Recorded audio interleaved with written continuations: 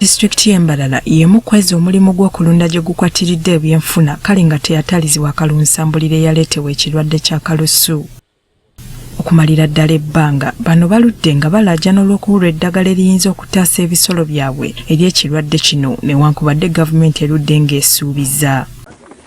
Okwanukula omulanga gwa bano Kyadaaki bano gavumenti baweereza doozi 1.5 zigeme ebimu ku bisolo ebitawaanyizibwa ekirwadde kino. As in Mbarara city we have received so far 15,000 doses of the vaccine.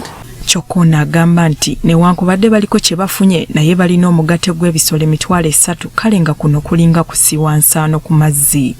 All animals with the split hooves. Those are cattle, pigs. Okufuna obujjanjabi buno tukitegedde nti okubufuna omulunzi yenna alina okusooka okuba n'endagamuntu okukakasa nti munnayuganda atuukiridde. And to effect this and do it accordingly, each farmer we visit, we have to take his details and also to take the GPS coordinates. Meya w'Embarara City North Division Gomisiriza Kyabwisho agambye nti amawulire gano ge bafunye gabawadde amaanyi okugulawo n'akatale k'ebisolo ebiharwe kayamba abasuubuzi okuva mu nnaku gye bawangaaliddemu.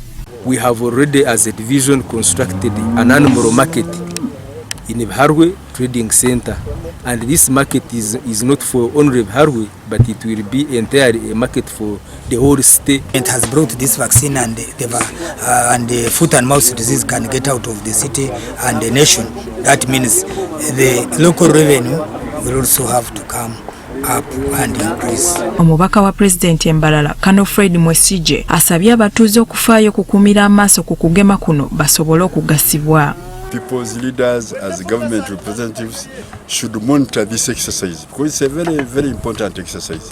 We should monitor, make sure that all cows around the city are all vaccinated. Disitulikiti y'Embarara yesigamye ku bulunzi mu byenfuna byayo kale nga y'emu ku zaasinga okukosebwa okubalukawo kw'ekirwadde kya kalusu ekyagaza obutale bw'amata n'ennyama.